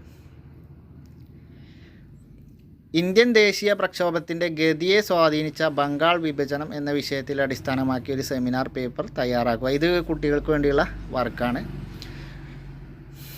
ഇനി ഇതിൻ്റെ പഠന സംഗ്രഹം എന്താണ്? ഇന്ത്യയിൽ ധാരാളം സാമൂഹിക അനാചാരങ്ങൾ നിലനിന്നിരുന്നു. നമ്മൾ പറഞ്ഞു സതി, ശൈശവ വിവാഹം, വിധവ വിവാഹ നിരോധനം, അങ്ങനെയുള്ള കാര്യങ്ങൾ നമ്മൾ ചർച്ച ചെയ്തു. അതേപോലെ രാജാ റാംമോഹൻ റോയ്, ദയാനന്ദ സരസ്വതി, ജ്യോതിറാവ് ഫുലെ, പണ്ഡിത രമാബായ്, സർ സയ്യിദ് അഹമ്മദ് ഖാൻ, സ്വാമി വിവേകാനന്ദൻ തുടങ്ങിയവർ ഇന്ത്യയിലെ നവോത്ഥാന നായകന്മാരായിരുന്നു. ഇവരൊക്കെ സ്ഥാപിച്ച പ്രസ്ഥാനങ്ങളും നമ്മൾ പഠിച്ചതാണ്. പിന്നെ 1857 ഒന്നാം സ്വാതന്ത്ര്യ സമരത്തിന് ശേഷമാണ് ഇന്ത്യയിൽ ദേശീയത വളർന്നു വന്നത്. നമ്മളത് പറഞ്ഞതാണ്. ഭിന്നിച്ച് ഭരിക്കുക എന്ന ബ്രിട്ടീഷ് തന്ത്രത്തിൻ്റെ ഭാഗമായിട്ടായിരുന്നു ബംഗാൾ വിഭജനം നടന്നത്. അതും നമ്മൾ ചർച്ച ചെയ്തതാണ്. കാരണം ഒന്നിച്ച് നിൽക്കുന്ന ബംഗാൾ നമുക്ക് ഭീഷണിയാണ് എന്നൊക്കെ പറഞ്ഞിട്ട് ബ്രിട്ടീഷ് സെക്രട്ടറിയുടെ കോട്ടിങ് നമ്മൾ വായിച്ചതാണ്. ഹോം റൂൾ പ്രസ്ഥാനം, അതേപോലെ ദേശീയ പ്രസ്ഥാനത്തിന് ഒന്നാം ലോക മഹായുദ്ധ സമയത്ത് ദേശീയ പ്രസ്ഥാനത്തെ സജീവമായി നിർത്തിയത് ഹോം റൂൾ പ്രസ്ഥാനമാണ് എന്നുള്ളത് നമ്മൾ പഠിച്ചു. അപ്പോൾ അത്രയും കാര്യങ്ങളാണ് അതിൽ പഠിച്ചത്. ഇനി ഇതിലാണ് പ്രധാനപ്പെട്ട ഒരു കാര്യങ്ങളാണ് കോളം യോജിപ്പിക്കാൻ. ഇത് പ്രധാനപ്പെട്ടാണ്. ഇതുപോലെ തന്നെ കോളം വരച്ചങ്ങാണ്ട് നിങ്ങൾ നോട്ട് ചെയ്ത് വെക്കണം. കാരണം PSC പരീക്ഷകളിൽ ഈ ബുള്ളറ്റ് ഭാഗങ്ങൾ full statement type copy paste വരാറുണ്ട്, സ്റ്റേറ്റ്മെൻറ്റ് ടൈപ്പ് ക്വസ്റ്റ്യന്. അതുപോലെ ഇത് ചേരുംപാടി ചേർക്കാനും ശരിയായ ജോഡി കണ്ടെത്താനൊക്കെ ഇതുപോലെ ഈ പഠന പ്രവർത്തനങ്ങളിൽ വരുന്ന ഇതാണ് സാധാരണ കണ്ടുവരാറുള്ളത്. അപ്പോൾ ഇതെന്തായാലും നിങ്ങൾ നോട്ട് ചെയ്ത് വെക്കണം, ഇതുപോലെ നോട്ടിലേക്ക് പകർത്തുക. അപ്പോൾ ബ്രഹ്മസമാജം ആരാണ്? രാജാ റാം മോഹൻ റോയാണ്. നമ്മൾ കോഡ് രൂപത്തിൽ പറഞ്ഞു, ബ്രാഹ്മണനായ രാജാ റാം മോഹൻ റോയ് എന്ന് പഠിക്കാൻ. അങ്ങനെ നോട്ട് ചെയ്ത് വെച്ചാൽ ബ്രഹ്മസമാജം രാജാ റാം മോഹൻ റോയ് എന്ന് കിട്ടും. ആര്യസമാജം ആരാണ്? ആര്യസമാജം സ്വാമി ദയാനന്ദ സരസ്വതിയാണ് ആര്യ സമാജം. നമ്മൾ പറഞ്ഞു ആര്യനായ സ്വാമി ദയാനന്ദ സരസ്വതി. ആര്യ മഹിളാ സഭ പണ്ഡിത രമാബായി. രാമകൃഷ്ണ മിഷനോ? സ്വാമി വിവേകാനന്ദൻ. നമുക്കറിയാം കൃഷ്ണഭക്തനായ വിവേകാനന്ദൻ ഒന്ന് ഓർത്താൽ മതി. അപ്പോൾ രാമകൃഷ്ണ മിഷൻ എന്ന് കിട്ടും. ബ്രാഹ്മണനായ രാജാ റാംമോഹൻ റോയ്, ആര്യനായ ദയാനന്ദ സരസ്വതി. പിന്നെ ആര്യ മഹിളാ സഭ എന്നുള്ളത് പണ്ഡിത രമാബായി. ആര്യമഹിളയായ പണ്ഡിത രമാബായി. അങ്ങനെ കണക്ട് ചെയ്താൽ നിങ്ങൾക്ക് കിട്ടും. അപ്പോൾ ഇത് വളരെ പ്രധാനപ്പെട്ട പോയിൻ്റാണ്. അപ്പോൾ ഇത് നിങ്ങൾ മറക്കാതെ ഓർത്ത് കണക്ട് ചെയ്ത് വെക്കുക. പിന്നെ കണ്ടോ പട്ടിക പൂർത്തിയാക്കുക എന്ന് പറഞ്ഞിട്ട് ഗോപാലകൃഷ്ണ ഗോഖലെ മിത ദേശീയത, ബാലഗംഗാധര തിലകോ തീവ്ര ദേശീയത. പിന്നെ ഹോം റൂൾ പ്രസ്ഥാനം എന്തുണ്ട്? ഹോം റൂൾ പ്രസ്ഥാനം ആരാണ്? Annie Besant. ഇനി ആഗാ ഖാനോ? സർവേന്ത്യ മുസ്ലിം ലീഗ്. അപ്പോൾ ഈ കോളം ഇതുപോലെ നമ്മൾ സ്വയം പൂരിപ്പിച്ച് നോട്ടിൽ വെക്കുക. ഇതൊക്കെ ഇതുപോലെ വരാൻ സാധ്യതയുണ്ട്. നമുക്ക് ഭാഗ്യമുണ്ടെന്നുണ്ടെങ്കിൽ ചിലപ്പോൾ ഇതുപോലെ കോപ്പി പേസ്റ്റ് വന്നാലേ നമ്മളിതിങ്ങനെ നോട്ട് ചെയ്ത് വെച്ചിട്ടുണ്ടെങ്കിൽ പിന്നെ നമുക്ക് ഒരിക്കലും മറക്കില്ല. സെക്കൻഡുകൾ കൊണ്ട് തന്നെ നമുക്ക് ഉത്തരം എഴുതാൻ കഴിയും. അപ്പോൾ ഗോപാലകൃഷ്ണ ഗോഖലെ മിതവാദ ദേശീയത, ബാലഗംഗാധര തിലകാണെങ്കിലോ തീവ്രവാദ ദേശീയത. ഹോം റൂൾ പ്രസ്ഥാനം ആനി ബസൻറ്റ്, ആഗാ ഖാനും സലീമുള്ള ഖാനും സർവേന്ത്യ മുസ്ലിം ലീഗ്. അപ്പോൾ ഇത്രയാണ് ഈ ചാപ്റ്ററിൽ നമുക്ക് പഠിക്കാനുള്ളത്. ഇനി നമ്മൾ അടുത്തത് 7ാം ക്ലാസ്സിലെ തന്നെ 9ാം അധ്യായമാണ് ഇനി അടുത്ത ക്ലാസ്സിൽ നമ്മൾ പഠിക്കാൻ പോകുന്നത്. ഗാന്ധിജിയും സ്വാതന്ത്ര്യ സമരവും എന്നുള്ളതാണ്. അപ്പോൾ നമുക്ക് അതിൻ്റെ വീഡിയോ അടുത്ത ക്ലാസ്സിൽ ചെയ്യാം. അപ്പോൾ അതുവരേക്ക് എല്ലാവർക്കും നന്ദി. അപ്പോൾ നമുക്ക് മറ്റൊരു വീഡിയോയുമായി വീണ്ടും കാണാം. Thank you.